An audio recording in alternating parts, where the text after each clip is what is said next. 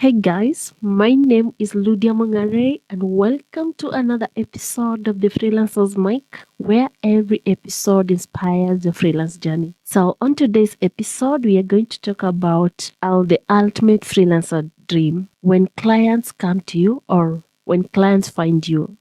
Or in short, how to make clients come to you. I know someone is seated somewhere and is like, does that really happen? Yes, it happens, but it doesn't happen by accident. It all starts with one little thing that packs a serious punch, and that is your bio. So get ready because I'm about to tell you how to make your bio so irresistible that clients will feel like they're missing out if they don't reach out. I'm talking about you adding some things to make it so irresistible to your clients. So let's get started. But before I go on, for the past few weeks, I've been talking about how to find clients. So if you haven't listened to any of the previous episodes, take a moment to listen to them. Thank you. So why is your bio like your secret weapon? Okay, your bio is the first thing that potential clients see, whether it's on Facebook, whether it's on LinkedIn, whether it's on Instagram, whether it's on TikTok. It's the first thing that your clients see.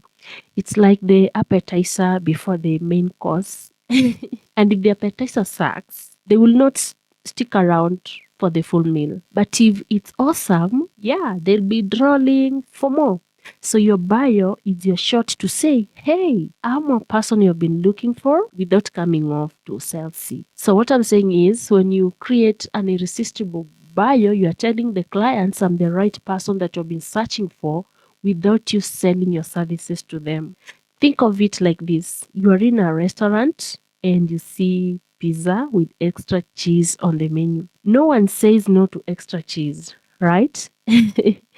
Your bio has to be like that. So good in that they can't pass it up. And if you do it right, clients will come to you instead of you chasing them down. Am I making sense?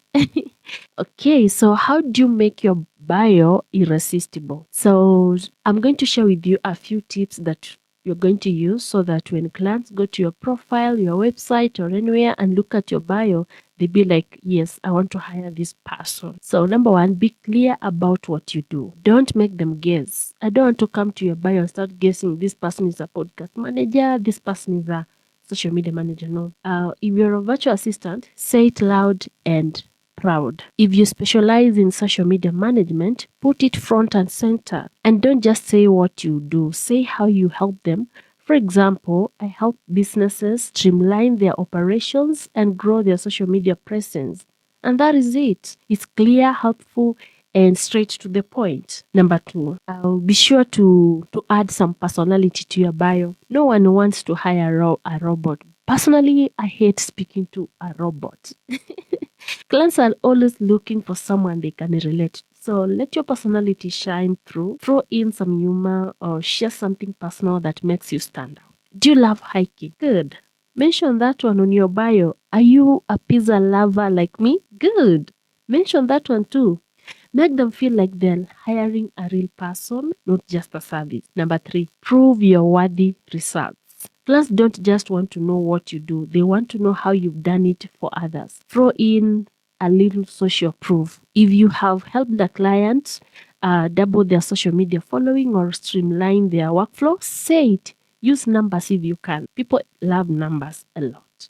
It makes them feel like you're not just talking, you are acting. Number four, add a killer call to action. And this is where most people forget. We do not tell people to take action or to take the next step. Please don't leave them hanging. After you've wowed them with your skills, personality, and results, tell them what to do next. Invite them to reach out, schedule a call, or check out your portfolio. Make it super easy for them to take the next step. You can tell them if you would like to get in touch with me, click the link.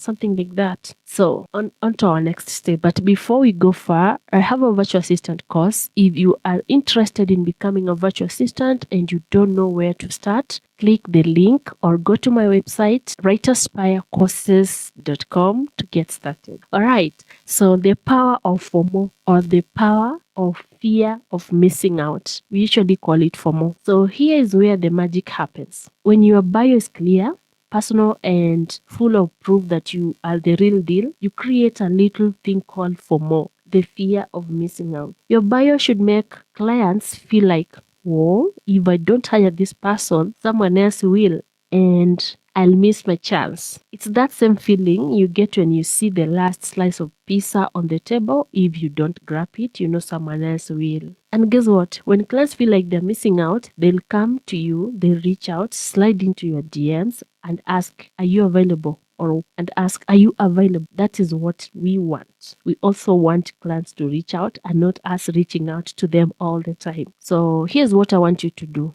Take a good hard look at your bio today. Does it tell your potential clients exactly what you do? Does it have a little flavor that makes you stand out? Are you showing off what you've done for other clients? Is there a clear call to action?